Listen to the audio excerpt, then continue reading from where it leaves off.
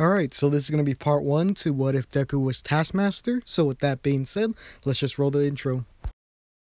Treat a bad bitch like she average. I'm a savage, little hoe, what you want do? I'm about cash if the raw fast. I'ma get that little nigga by any means. Alright, so before we get into the kind of what if, let's go over some of the powers that Deku would have if he was Taskmaster. So the main kind of power that Taskmaster has is that he's able to duplicate other people's actions. And what I mean by this is if he sees someone do something, then he's able to do that action. So he typically uses his power for things like combat. If he sees someone doing a certain fighting style, he would be able to copy it. And basically this is how he masters most of his fighting styles that he's able to have. And not only this, but he's also able to master things like become like a marksman because of this kind of skill, and a very good bowman, right? So he also has the power to mimic voices. So yeah, those are the kind of main things. So he is very powerful in the sense that not a lot of people can. He has the ability to basically beat other people that are that have superpowers due to the fact that he's able to copy their kind of fighting style, and he's able to predict on what they're going to do next because of this ability. It's kind of like a passive ability of having it. So if he copies your fighting style, then he's able to predict your movements. So yeah, in this one, Deku's gonna have a similar way of how he finds out he has a quirk to like how Taskmaster finds out he has the power. He's gonna be basically watching TV, and he's gonna watch superheroes that are on, that are like on the news and things like that, and he would be able to copy their kind of fighting style. And his mom would see this, and she wouldn't think much of it, but then she would see him do these really complex moves, and she'd be kind of questioning what's happening, and she would ask Deku what was, how was he able to do this, and he wouldn't be able to explain it. He just says that after seeing it once, he's able to do it. So they would go to the kind of doctor to see what his quirk was, and they find out that he has a very enhanced short-term memory. At least that's how they explain it in Taskmaster. So yeah, so he's very good at being able to copy people's skills and things like that. So it doesn't only limit himself to, let's say, combat. If Deku were to see someone playing, the piano at a very high skill level, and he saw them play it, he'd be able to do the same piece of music. So yeah, he'd be able to do that in other tasks as well. So what the doctors call his quirk, they call it Taskmaster, since he's able to do every task that someone else does and master it within a relatively short amount of time. So yeah, so Deku learns about his quirk, and he's very excited, thinking that it's a very convenient quirk to have, since he could basically master anything, but at the same time it's not really that flashy as well. So yeah, so when he comes back to school and he actually tells people about his quirk, they wouldn't believe him at first, like, oh yeah, right. And then he would actually copy, or he would show them different moves that he learns from different heroes to kind of prove them wrong. And Bakugo would be like, oh yeah, that's not really a cool quirk, mine's better since I could do explosions, because it's a lot more flashy. I don't think Deku at this point would be one to start a fight, so he would just agree with him, because he would be like, oh yeah, that's pretty cool, Bakugo. And this is when Bakugo, that would go to his head and be like, yeah, you're right, I am the greatest. And Deku would be like, that's not what I said, but okay. And then we would skip a few days, and this is when Bakugo would actually bully someone, and Deku would try to beat him, or he would stand up for that person, and Bakugo would be like, oh yeah, you want something? And then what would happen at this point is that Bakugo he would not be ready for Deku, because even though Deku doesn't really have any super strength, he's able to use the kind of skills that he's learned through watching the news and things like that of heroes to actually fight Bakugo. So he is a master tactician and would be able to take down Bakugo pretty easily, especially due to the fact that his quirk is not that developed at this point, since he is just a kid. So yeah, Deku would beat Bakugo, and Bakugo would kind of have this resentment towards Deku after this point, and they wouldn't be friends, but I don't think they'd be enemies either. They would just be kind of people that just don't get along. So we would skip to the kind of first day or the last day of middle school, in where Bakugo, or this is when the teacher says, okay, I'm gonna pass out these papers to see what you want to do with your life after school, but I already know that most of you want to be heroes anyway, so it doesn't really matter. And he throws them into the air. And he also says that there are 2 students that want to actually go to UA, and those being Bakugo and Bakugo and Deku, or Izuku. And this is when Bakugo will go up to Deku and be like, you want to go to UA? Like, yeah, right, you're not going to be able to do it, so just back down before you get hurt. And Deku's like, he would be like, yeah, right, I'm not going to back down. I'm a master at fighting. It's going to be easy for me to get in. So I think at this point, Deku's personality would not be the same as it was in canon, because of him being able to do so much with his quirk. I think he'd be kind of cocky, and he would be kind of laid back, kind of like a not like a slacker, but kind of like that kind of like personality.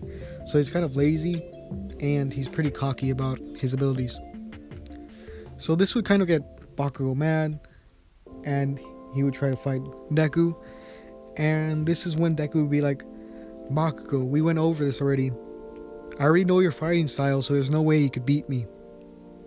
And this is when Bakugo would just get mad and burn his notebook using his explosions, and he would walk away. Deku being kind of mad, but not really saying anything, because he doesn't care too much, since all the knowledge that he would know from those heroes would be up in his head already. So he just sigh with a kind of angry face, and he would walk home. He would go the shortcut that he would normally go, and this is when the sludge villain would actually attack him. So in this one, the sludge villain would do the same thing, where because Deku doesn't really have a way to get out of it, he would lose consciousness, just how he does in the anime. But I would say that Deku in this one would be a lot more built, right? He would be more buff, basically, because he would be training his life so that he could improve, because his quirk really depends on the person physically, because if he knows how to do everything and he doesn't have the power to do it, then his quirk is kind of useless if he doesn't have enough physical strength to take down the other opponent, right? So he would be training most of his life, and he would go through some harsh training because of this. So after this would happen, this is when All Might would come and save him, and he would wake up Deku. Deku would see All Might, and he'd be pretty excited, since All Might would still be his favorite hero, but he wouldn't be to the extent of how he was in canon, where he was freaking out over just meeting him. So he would ask Deku, like, hey kid, you look pretty strong, how come you didn't use your quirk against him? And this is when Deku would smile, because he likes telling people about his quirk, and because how much he thinks it's like really good or really overpowered. He would be like, well, in this case my quirk couldn't really work on him, since it's the first time I've seen him. And this is when All Might would be like, what are you talking about? And Deku would be like, yeah, my power is Taskmaster, or my quirk is called Taskmaster, and it lets me duplicate the actions of others and learn them perfectly on the first kind of try, or it lets me master other people's techniques and other tasks that they do in a relatively short amount of time after I see it. And this is when All Might's like, wow, that's a pretty powerful quirk. And I've seen that you worked on your body, so I can see that you have a lot of potential as a hero. I'm pretty sure you're going to go far in that. So, see ya. And this is when he would jump away with the kind of sludge villain in his kind of bottle, just how it was in canon. Deku would not grab onto the back of All Might's leg because he has confidence in that he's going to become a hero and that he's going to go to UA. So yeah. After this was done, he would walk home and he would train even harder because he lost in a fight. And for Deku to lose in a fight, I would say it really doesn't really happen that often because of how his power works. So this is kind of motivating him to go even stronger or become stronger than he was. So yeah, I don't know if you guys want him to have all for one in this, or one for all, I mean, in this what if, because I don't know if you want him to be like this and just have that to be someone else, and to have him like have his own power or something like that. So you guys can tell me if you want Deku to have all for one, or one for all, I mean. So yeah, so I would say in this one Deku would be training a lot harder. He would have larger weights than he would normally have in canon, and since he would be into a lot of different martial arts, I believe he would learn a kind of new kind of routine for him that would work better, since he would only have to look at someone else's routine once and he'd be able to perfectly master it. So after this was done, this is when the kind of 10 months was over and he would actually go into UA's kind of entry exam, right? So he would get pretty high on the written portion since he has a really good memory, so that'd be pretty easy to do. I wouldn't say he would get first, but he would get pretty high up there, probably in the top 10, right? So when we actually get to the kind of practical exam where he has to fight the giant robots, and you know, President Mike actually tells him to go. Oh yeah, before I go into that, he would not really meet Uraraka because he wouldn't have to trip and she wouldn't have to save him. So yeah. So after that was done, Deku would actually rush into the kind of city when right as he would say go. And I would say that Deku in this one would be pretty fast. He's fast enough to think that people think that his quirk has to do with speed. He's not as fast as Ida, but he's fast as he's on the same level as superhumans, right? He's past the normal kind of limits for humans. So yeah, he would know how to kind of defeat robots since he's seen a lot of different hero work, because he wants to learn as much as he can. So he would know to go for the kind of weaker spots on the robot. So he would go for like a 1-pointer, or I'm pretty sure it was either 1 or 2. Basically, he would try to get that, and he would actually rip off a piece of the robot, the kind of shielded part, so he could use that as like a weapon for the other robots. So yeah, I'm not sure the kind of how they go about with weapons in My Hero, for students at least. I know that some heroes do use weapons like Snipe, where he uses a gun. So yeah, I think that's later on when we get into those further parts. I'm gonna just give Deku basically Taskmaster's kind of equipment that he has, like a shield, sword, a pistol, and a bow.